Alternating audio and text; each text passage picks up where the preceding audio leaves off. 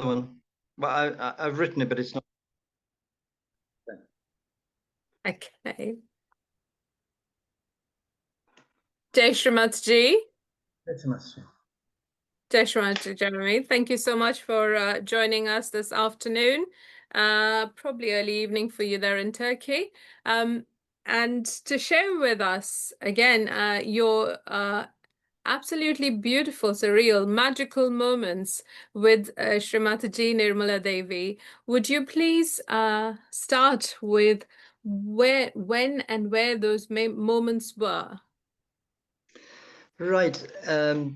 Actually, I must confess, Shri Mataji always asked us to write a diary. I did in bits and pieces, but over the years, I don't know where those diaries are. So many people have been asking me to write down my experiences. I've started collecting. They're a bit random, so bear with me a little bit. The first one I've got is in Brighton, where I got my realization. And I remember there was yes, difficult to put an exact date. It'll be 81 or 82 maybe. And it was in Gillian's garden. She had a very small, these little terrace houses, and they have just little gardens. So it was quite a small garden, and two gardens either side, and we had a puja in this little garden. And one thing I remember is that I brought some sweet peas from my father's garden, just to show you how kind of homemade and very kind of let's say,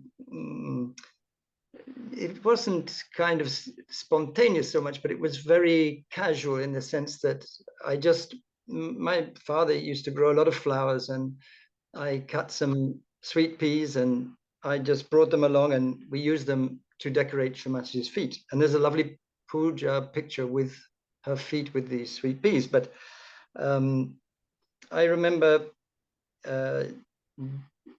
being in front of Shrimat, and it was Rustam trying to get me to say some mantras in Sanskrit. He would, because he was kind of our puja guru in a sense, because he knew what to do. We had no idea. And he was telling me these long mantras to say in Sanskrit. I mean, I had no idea what to say. And of course, it was a bit embarrassing because there we were in front of Shri Mataji. So that's one of my earliest memories of being in front of Shri Mataji. Which puja is this? Which puja? And which year is this, please? Yeah, as I said, I'll have to check, but it was in probably 81, 82. And there wasn't a name for the pujas in those days so much. We just had a little puja. I mean, it was very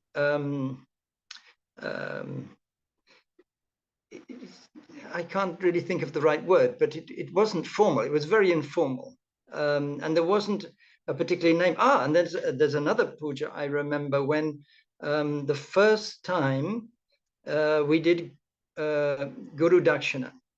And Shri Mataji just said in this puja, again, I wish I could remember which puja it was. It might have been in London somewhere. But I remember very clearly that Shri Mataji said that it is auspicious to give just a little something to the Guru. And she said, I don't want any notes. I don't even want any silver coins, just some brass coins, just the lowest money you have.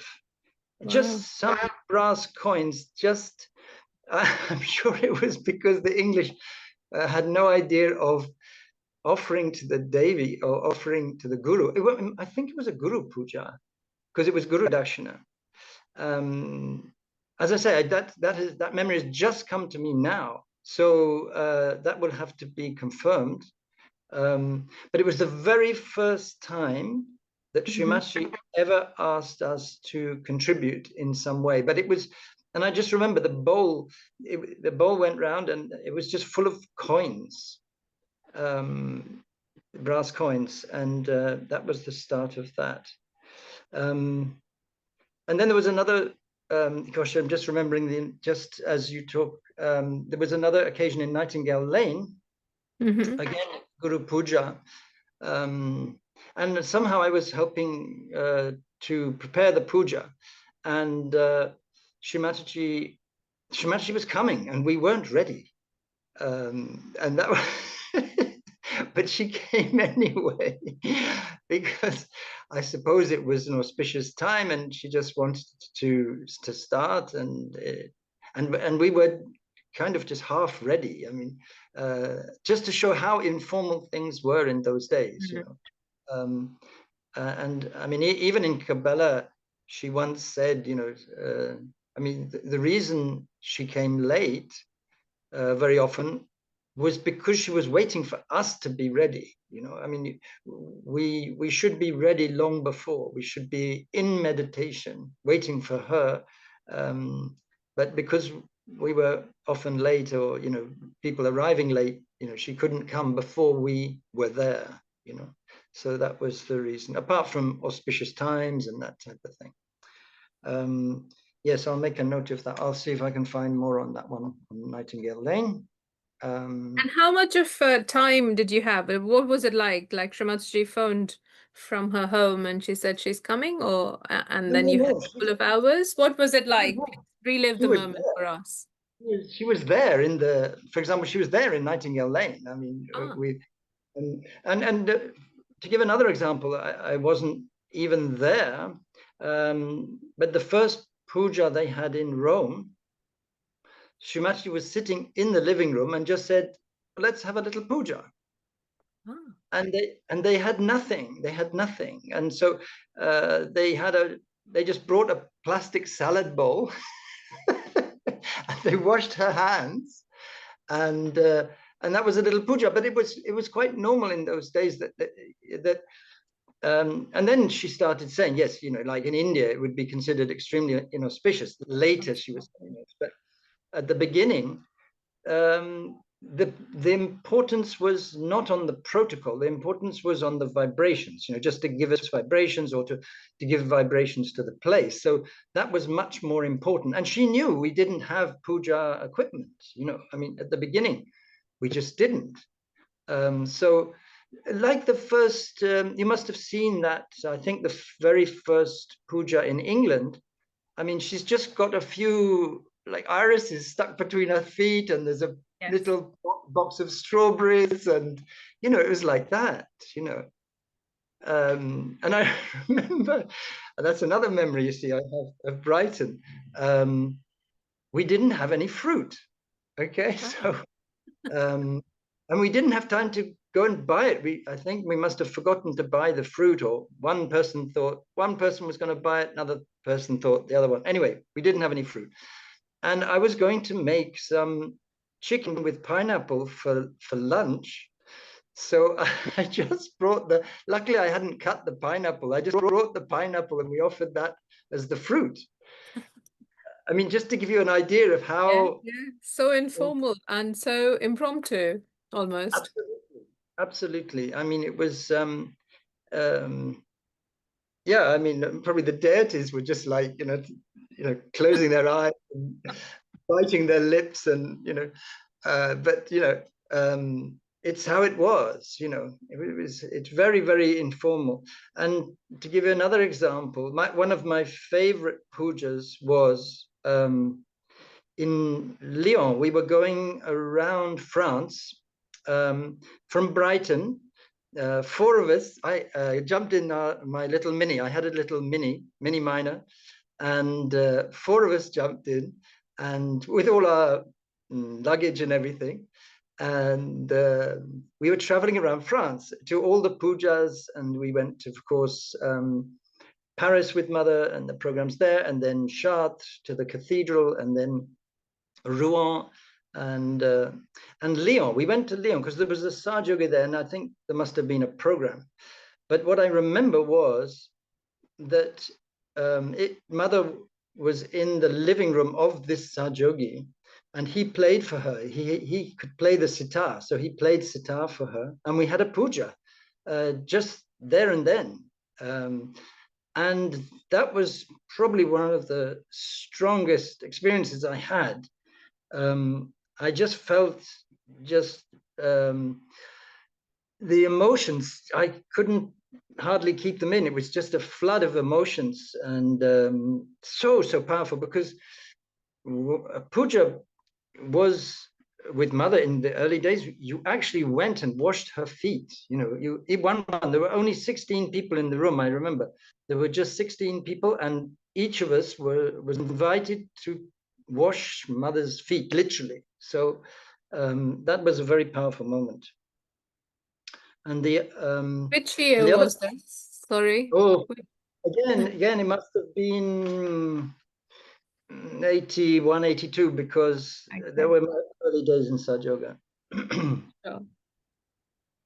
And the other experience like that was in Venice. Uh-huh. When Shrimat Gi came to Venice, and this must have been 86, I suppose. The second Venice program, and I was alone with Shri Mataji, and she asked me to wash her feet, and Wow. that was so powerful. And the water started becoming cloudy. I don't Oh, know, if you've ever seen that. And for me, it was a shock, and I didn't know what was happening. I thought maybe something wrong was happening, or and I was just, I wanted to finish, because I thought, there must be something wrong happening here. I felt very strong vibrations, but apparently that happens sometimes. I'm not sure why it happens, but it goes kind of milky. The water comes like milky, and I don't know if you know the meaning of that. no, But it sorry. happened. It happened to Wolfgang when we were in the castle, and someone brought him some vibrated water, and because he was not well, and this water went milky, just like the time when I was washing the feet of Shri Mataji. Wow. Yeah. And so what was the understanding then? I don't know. We didn't know. I mean, I still don't know the meaning, but Okay. I imagine it's something like Shri Lakshmi, or Something auspicious, isn't it? So the water changes its. yeah, it's that idea of the churning the ocean, and you know how the Yeah. Amrit came out of the ocean there. I imagine it's something like that. I'm not sure. We have to get that confirmed by an authority on the subject. I'm If you find one. yes, exactly. So what else? And one of the most beautiful moments I had was driving Shri Mataji to a puja, because in Brighton, again, early days, probably 82, 83, and we arranged this seminar in Sussex, East Sussex. We found this beautiful place in the country, and we were going to have a puja there with Shri Mataji. And Paul Winter had just bought this brand new Volvo. They were in the early days when he was the only Sajogi with any money. Do you know He Paul had Winter? that boon, didn't he? No, I've heard of him. I've never actually spoken to him or met him, but I've heard a lot. Yes. He was in Yes. Brighton. He was in Brighton with me. We had a lot of real characters. There was Ray Harris, him. There was Phil Ward, Kingsley, Yes. Kay, and Okay. Simon. Yeah. Yes. So there were it was lovely times. Anyway, so so he was the only Sajogi with any money, and probably the only one with a car at that time.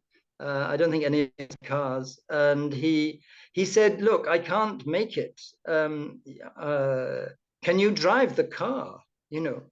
And I said, "What? Your brand new car? I've never driven it." He said, "Oh, it's okay, you know, because we got to go and get Shri Mataji. So here are the keys, go, you know."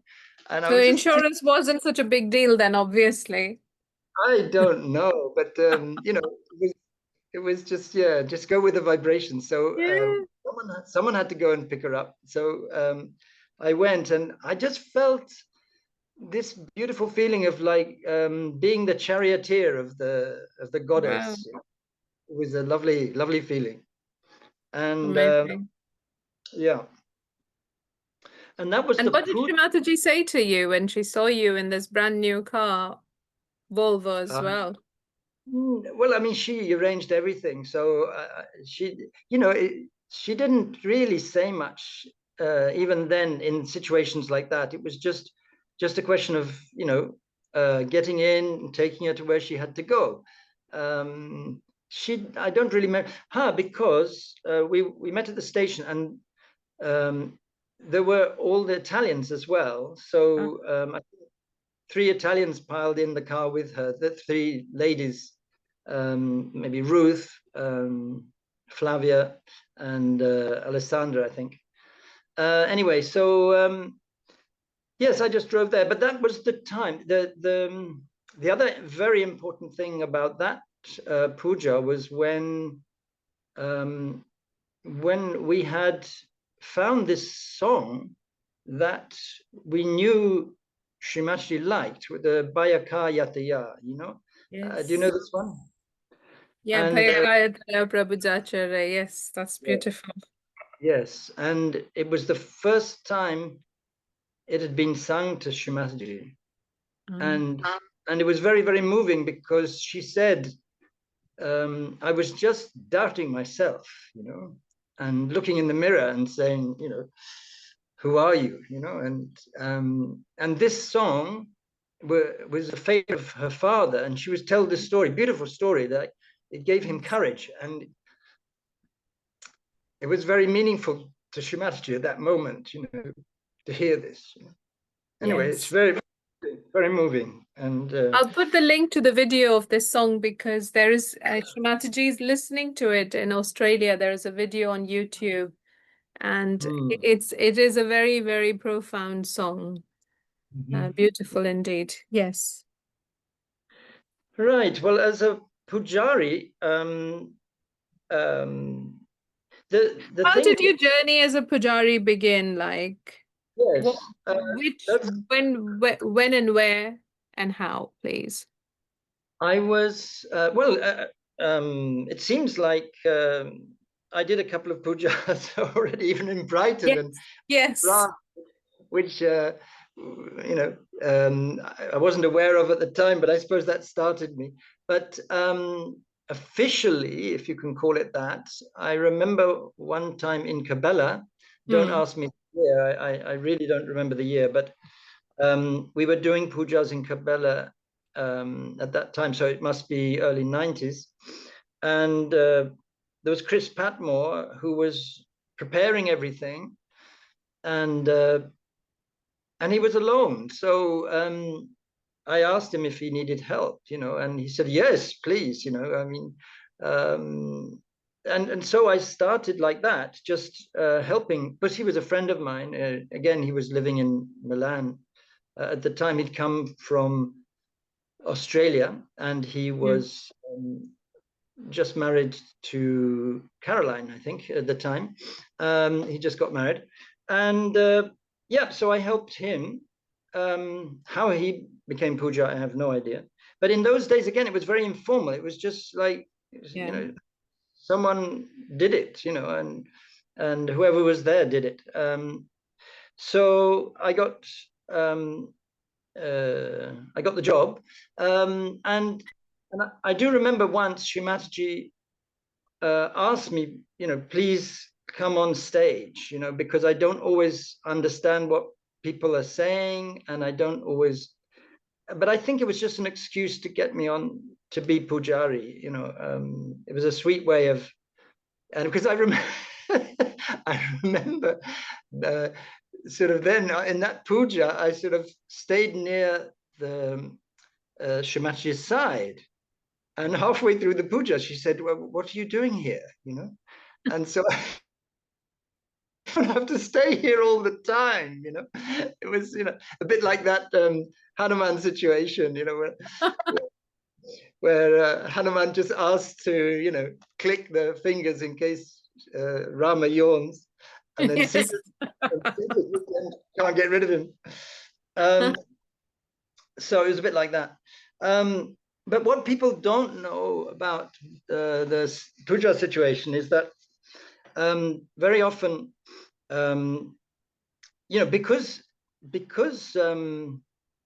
every puja was different, and Shimachi didn't say what to do a lot of the time. You just got on with it, and if there was something, because sorry, I'll go back a little bit, because something people don't know is that, for example, once in this seminar in Sussex, I offered Shrimat Gi a cup of tea, and she says, don't offer me a cup of tea, just give it to me. You shouldn't offer me. I mean, you should. I think I asked her, would you like a cup of tea? Oh, okay. Yes, And that's very, very typically, yes, polite yes, to do so. Yeah. don't ask me if I want a cup of tea. You just bring it. If I want it, I'll drink it, you know. Mm. So in this, I give that example because it was a bit like that in the pujas.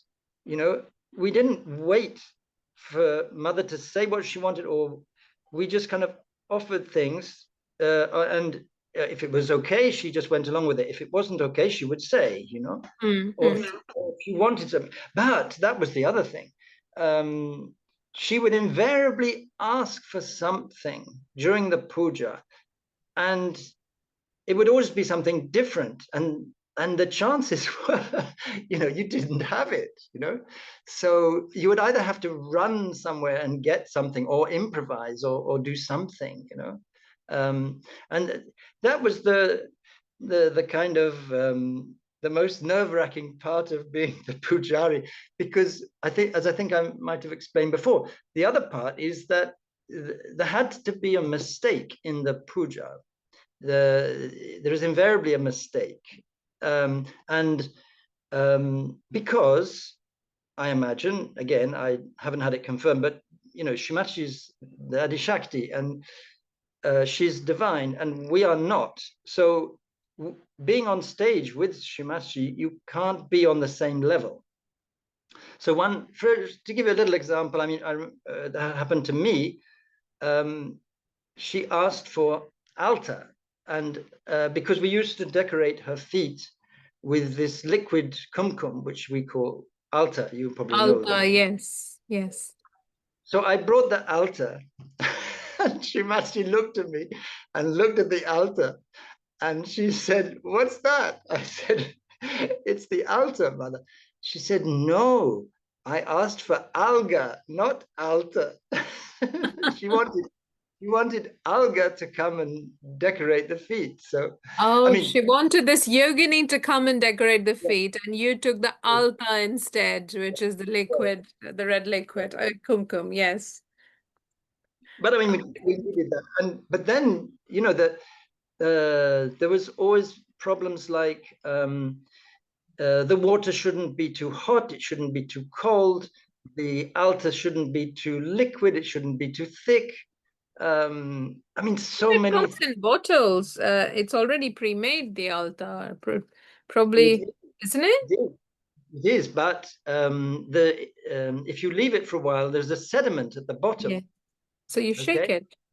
You have to shake it. Yes, but you have to know you have to shake it, and you have to get it all out. You know, you have to shake it enough, and you know, all Yeah. these little things. So if you Yeah. don't know, because Yeah. we don't, you know, I mean, you know that the second time, but the first time you Yes. don't, you know.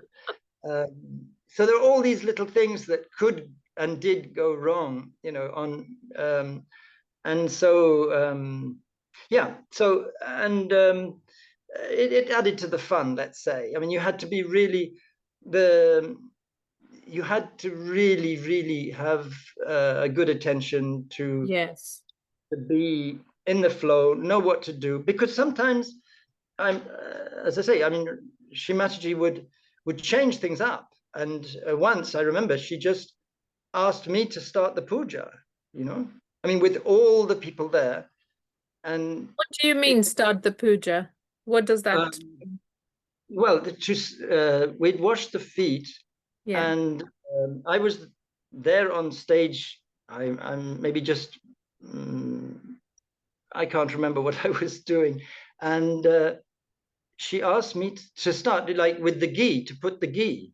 Okay. Oh, the offer the elements. Yes, yes, to offer Right. the elements, the amrut, and she'd never asked me to do that, and I didn't feel it was my place to do it, even, you know, because Hmm. sometimes you feel it's a test, you know. Is she Yes. testing you? Uh, does she really want you to do it, or is it just testing your ego and then saying, "Ha, what do you think you're doing?" You know. I mean, Uh-huh. so it was a very fine balance of doing it but not doing it, or you know, just being the instrument. So at that point I just remember grabbing Gregoire and saying, getting the lead. I said, get the leaders, you know, because it was the leader's job at that time. But sometimes it's true Yeah. that the Pujari would put the ghee at the beginning, and At the beginning. on the hands, for example. She used to put it on her hands sometimes, you know. And the puja would do that, but I didn't feel it was my place to do it. Again, you know, it's you're in a very on a razor's edge, you know. Yeah, yes. So do you do it and risk uh, being caught in an ego trap, or do you sort of back off? And then I don't know. But another example of that I can tell you. The first time I actually was drying Shri Mataji's feet, Hmm.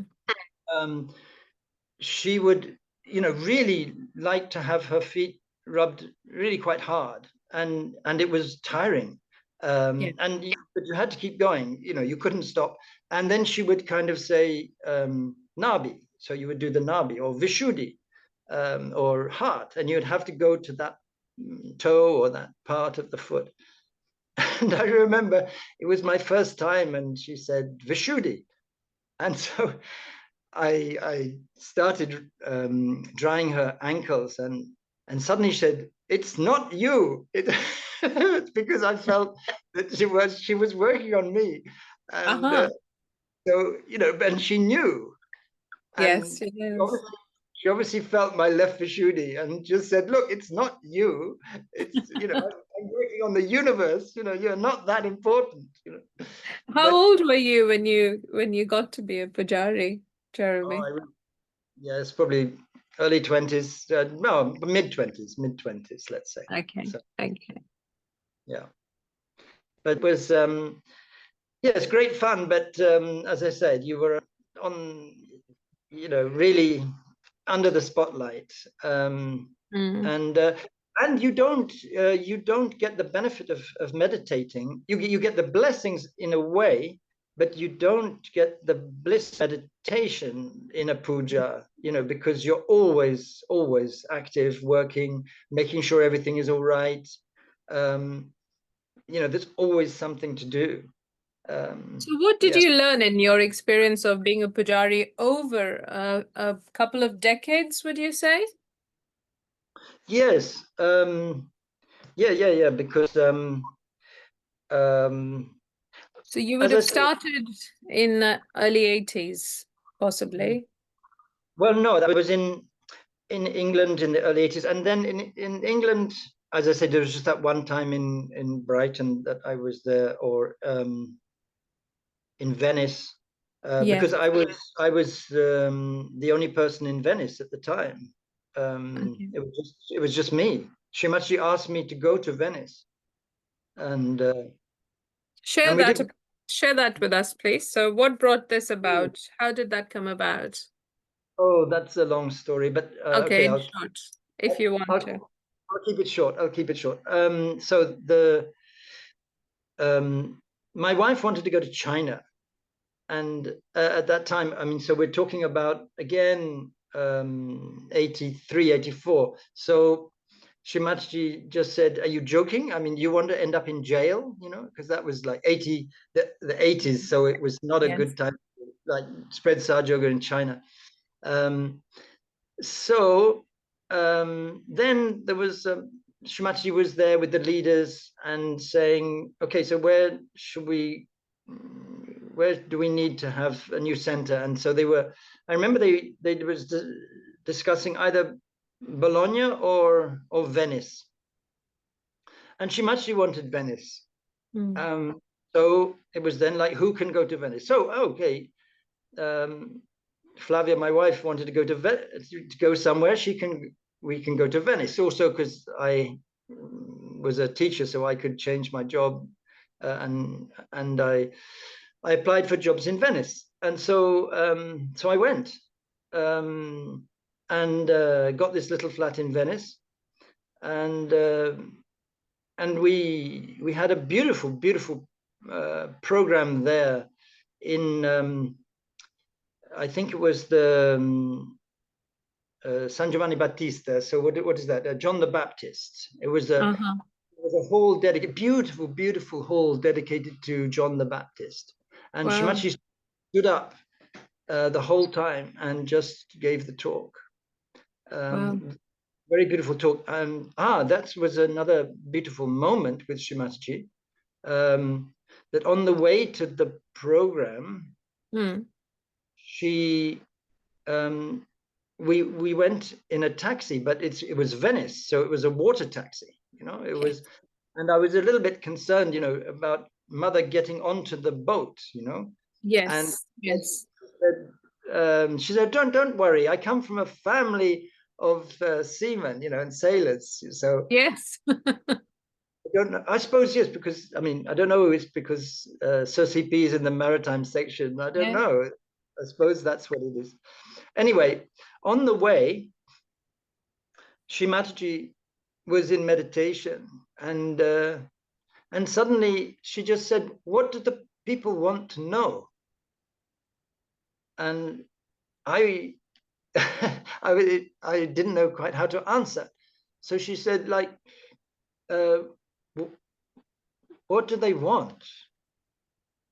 And it was a time when there was some problem with Libya. Libya was firing rockets at Lampedusa, which is in the south of Italy. So I just said, "Mother, they want peace." And it's really interesting because I never really realized that Mother sort of planned her talk. You always think that Mother is totally spontaneous, but it taught me a very important lesson that, you know, even the Adi Shakti planned her talks. You know, she focused on what the people wanted, you know.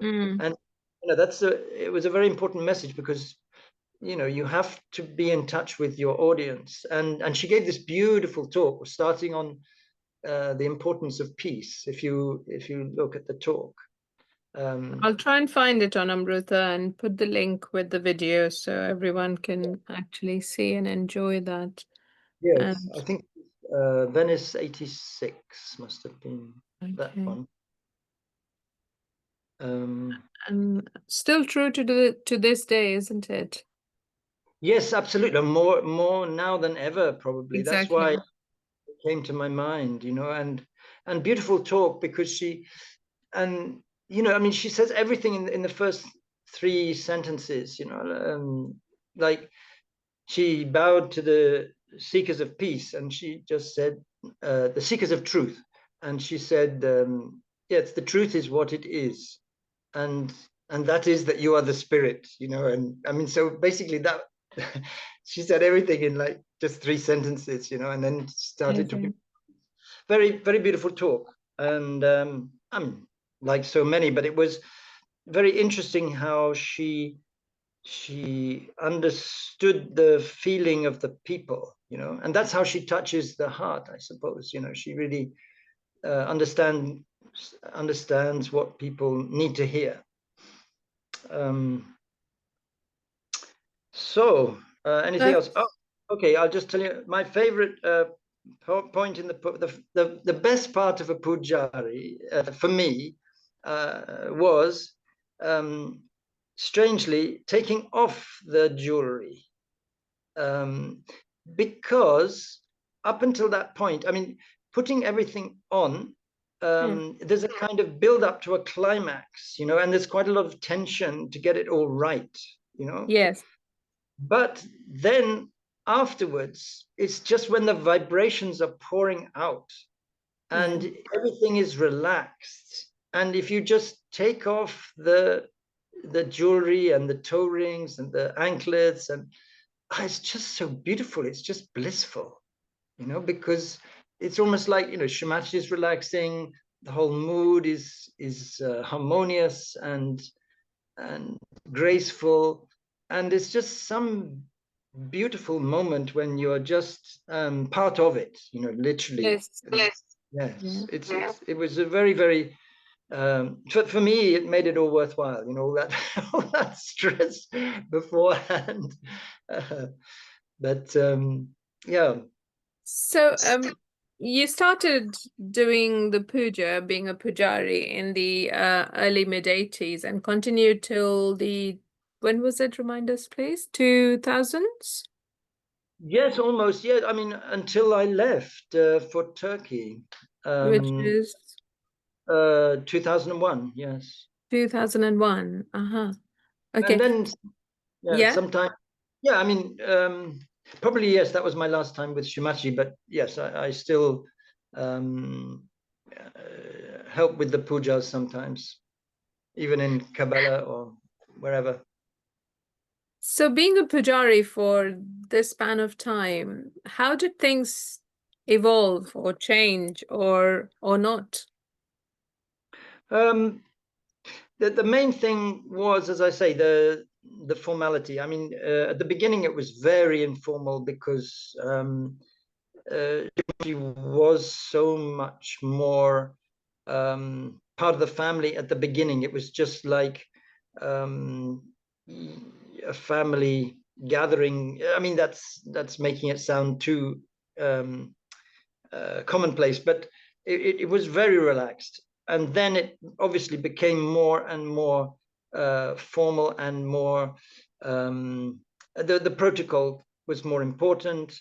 And the numbers, just the numbers grew. I mean, I'm talking about, you know, doing a one-to-one puja with Shimachi to doing it with thousands and thousands of people in India. You know, it's just totally different. And of course, Shimachi couldn't do it the same way. And also because at the beginning she was telling us everything.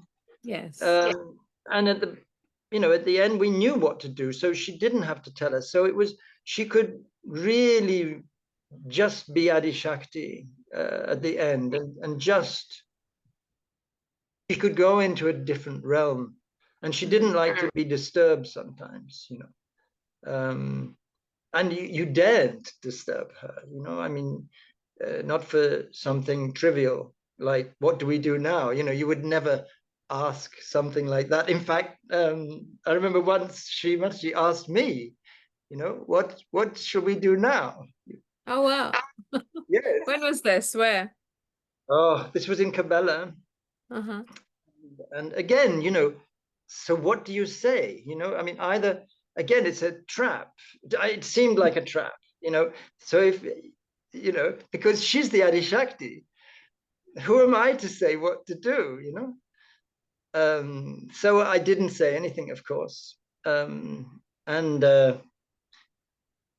But because every puja, it was different, and she was deliberately doing something different every time. Yeah. And so, yes, I mean, so there is a kind of flexibility sometimes, but I just did not feel it was for me to say what to do. Yeah. Amazing. Amazing. Now, and the pujas, and did you ever actually offer a puja as a pujari in India? No. Yes. And in fact, we were a little bit kind of announcement or request in Kabbalah. They just, yeah, just walked on stage, and it became pujaris. Mainly Indians, I must say. But that's the way it is. Yes. Oh gosh. All right. Was this? Whereas the Indians that were with Shrimat Gi, like Sandeep and Sanjay, really took a back seat. It wasn't any of the Indians who were with Shrimat Gi. It was, I mean, just again, some people who thought they were entitled. Okay. Okay. Now Shrimataji used to you know, give a lot of gifts on her visits and also receive a lot of presents from the hosting countries. Do you have any memories from those moments being on stage with Shrimataji? Oh, again, so many moments. There was she used to really appreciate meaningful presence. I mean, there were sometimes when she was very happy, and sometimes she wasn't happy at all. And it varied tremendously. Even though she may not have, expressed it on stage, she liked it when it was something auspicious, of course. But she didn't often say it in public. I mean, very often it was when, afterwards in the castle in Cabela, she would then look at all the presents again and decide what to do with them. And she would then maybe make comments and appreciate it, and take a good look at it. Whereas in the puja, she would just, I mean, there were so many, she would just take them and they would be passed or just put aside and then taken to the castle. But she wouldn't, I mean, very rarely would she comment there and then. Also because it wasn't the case, and it wouldn't be also. Yes. Well, it was a very well, sacred moment, isn't it? It's a very deep moment after the puja, the vibrations, everyone Yes. sitting meditating while the presents were being offered. And so all these presents that have been offered to Shrimataji are inventorized, and most of them are on display in Kabbalah. Is that right? Because you were there? Not on display. I mean, she would then, I mean, Mother, again, another memory of Shrimataji was when she said, what am I going to do with all these things? Because she, and she was saying, that's when she said, like, stop giving me presents, because and I wasn't, but then of course the leader says, no, we have to give you, because it's protocol and it's this. And I remember once in India, she asked me, what can I do? I mean, we have to find some solution, because she said, I have to keep buying houses to put all these presents. That's why she had so many houses, because she had all these, she had to put them somewhere, and I remember, again, probably not auspicious, but I said, the only thing I could think of was, what if we gave donations, to a project or something that is auspicious, that needs donations, but she just fell silent, and I felt, no, that's not really what you do at a puja, Yeah. I mean, the donation should come, and that's another story. Where again, I was alone with Shri Mataji, and in Kabbalah this time, and because I used to be quite often there with Shrimat because I would be responsible for taking all the donations, all the money from the pujas and taking it to the bank, you know. Mm-hmm. I would go and I would pay my respects, and you know, and Shrimat would often talk about it, you know. And she was very annoyed when people asked for discount, for example. I mean, there was a period when, because pujas were actually quite expensive at one stage, and she said, you know, you don't pay for a puja. You don't pay. It's a donation. And but she said, if I didn't make a price, you know, she said, do you know how many people would give donations? You know, so yeah, and even for us, being in Italy, it was very difficult because we were there, and sometimes I had to say, I'm afraid I can't come to the puja because I couldn't afford to go to every puja, you know. Yeah, yeah. And she said, you don't have to pay for that, you know. This is so. It was a kind of awkward moment when, of course, we pay, but and then you get the blessings for paying, but sometimes, you know, it was just not possible to go to every with a family, you know. Yes. Go to every puja, you know. So no, I mean, there were these moments when she was very upset that people didn't understand the principle of giving and the donations and finding the balance, you know. Yeah. But Did she then, you advise something? Did she talk to you about it? Did she advise? well, again, the only thing, again, concerning that subject is that there was a big meeting once with the leaders about how are we going to raise money for, I can't remember what the project was.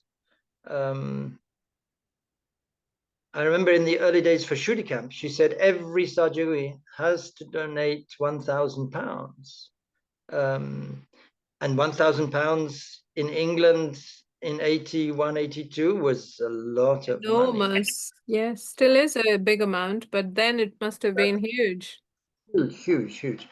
But then what she said was, in this case, with the leaders, she said, you know, and then everyone came up with their ideas. You know, this was the nice thing. You know, one person suggesting this, another person suggesting that, and mother just in the end said, you know, in the end, I'm Mahalakshmi. You know, I mean, if it's right, the money will come. You know, you don't have to worry about the money. You know.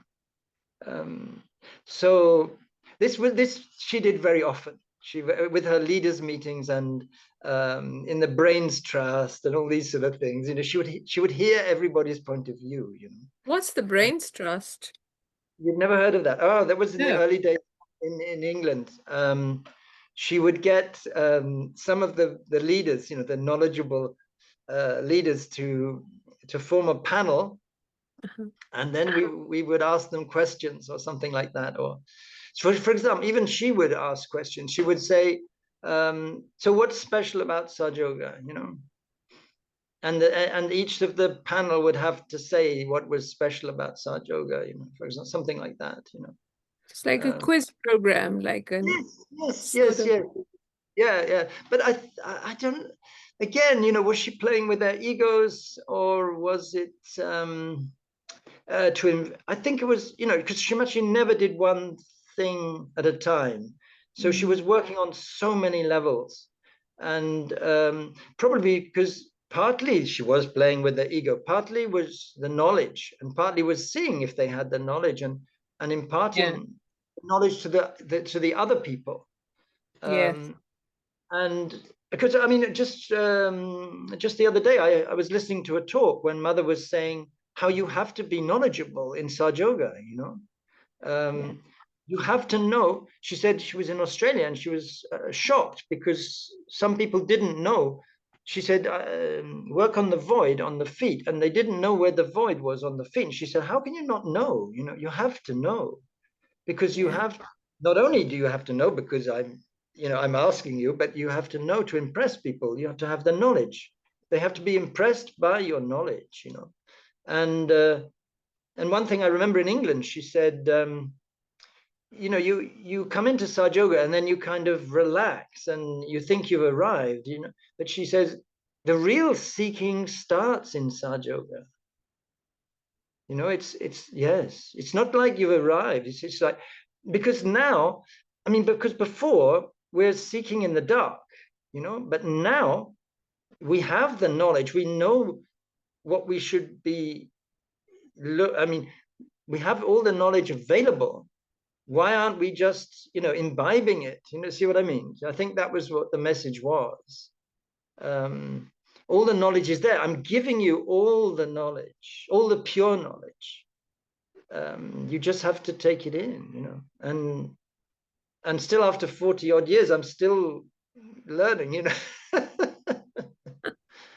Well, the journey continues, isn't it? So yeah, we've come home when we got our realization, and now the journey for evolution and spiritual life continues. Absolutely. It's really, there's that beautiful dimension, like the deeper you go, the more you see there is to know, Yes. just infinite. Did you have one of those moments with Shri Mataji where she sort of showed you the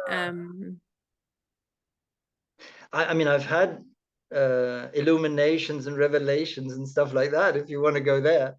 Any you would like to share? Well, one I'm very proud of, if that doesn't sound too arrogant. I always had this feeling that the Shiva Lingam was not Shiva. It was the female Shiva. It was more like the uterus with the egg, and because it doesn't. It doesn't look like anything male. It's like it's much more female, and but I never told anyone this theory. I only sent it because it's very delicate. It's very intimate, very embarrassing. So, and I didn't want to be wrong.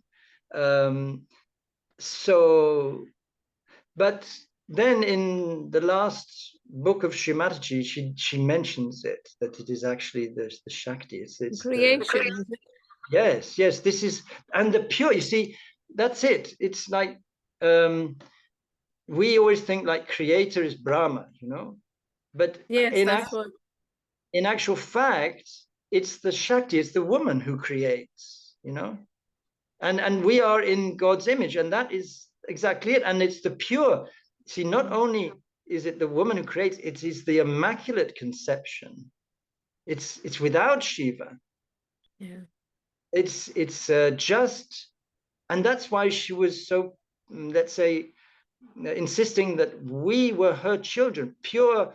We were pure like Ganesha because she created us. There was no, let's say, male side. It was just she is our mother, and that's it. We are pure like Ganesha.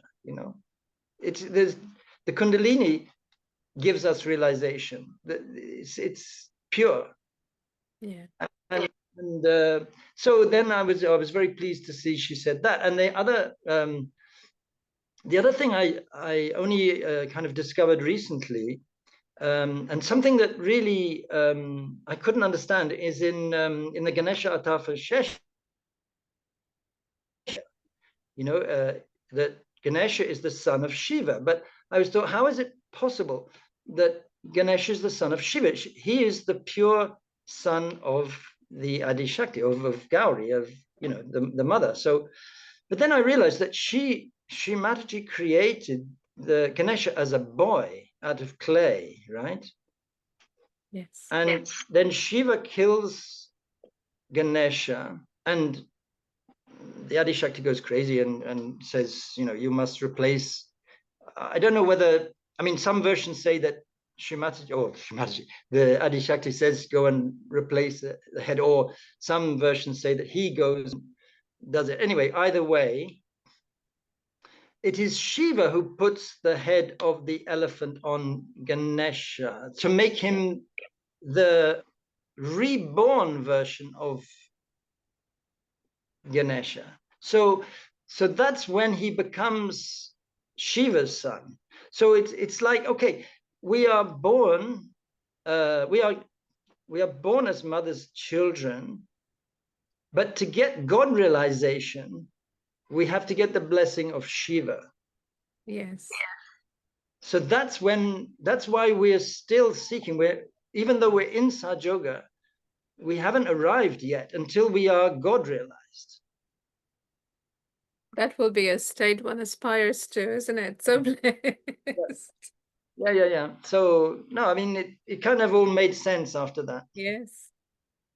Amazing. Oh, that's amazing. Now, Shrimat Gi has a great sense of humor. When you were attending to her, whether it was in Bella or in England, is there any incident you'd like to share with us? Oh, so many.